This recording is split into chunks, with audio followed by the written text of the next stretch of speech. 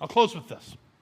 For those of you that maybe know me, I was born and raised in church. I mean, I was ever since I was a little kid, just like my kids. They're born and raised in church, and I knew all the language. I knew all the lingo. I understood. I was one of those teenagers that didn't leave. Like I really loved the church, and I loved even the things I didn't like about church, but I still love the church. Can I get a nod from anybody that lived with my life? All right, that's the way I was, and even early in our marriage, we got married when we were 18, 19 years old, and we served. We were serving in the church, and we were doing some things. We helped with youth and other things. I mean, we were young, so that's all they let you do. But we helped with youth, and but I'll be honest with you.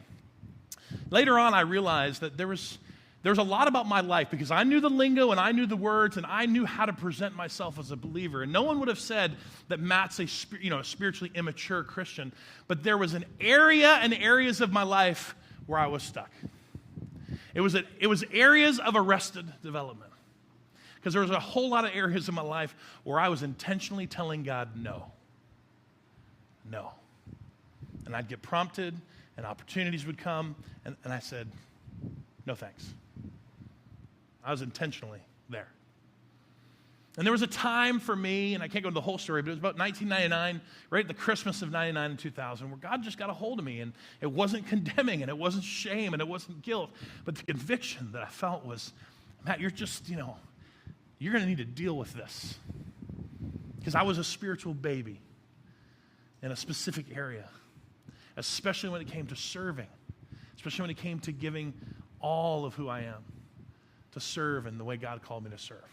I served a little bit. I served, I was on a team, but I kind of had my arm out for most of it because I didn't want to get too close and I didn't want to know too much and I didn't want to be involved at that level. But God had a different plan. And I don't even know how many years. I spent a lot of years saying no.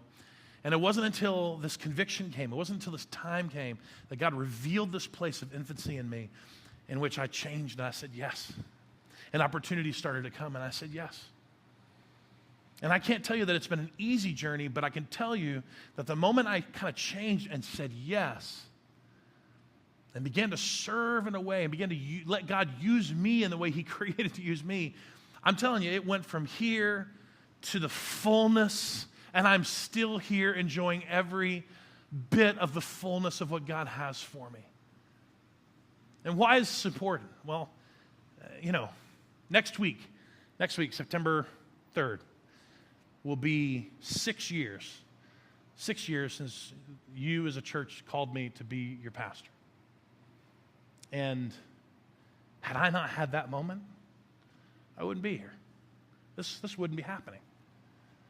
I wouldn't have had the journey that I've had and the fullness of what I've been able to experience had God not stepped into my infancy, pointed it out, and continued to challenge me to deal with it. Said, Matt, you don't want to be a baby there. There is so much more for you to experience. Until I finally said yes. And I'm here.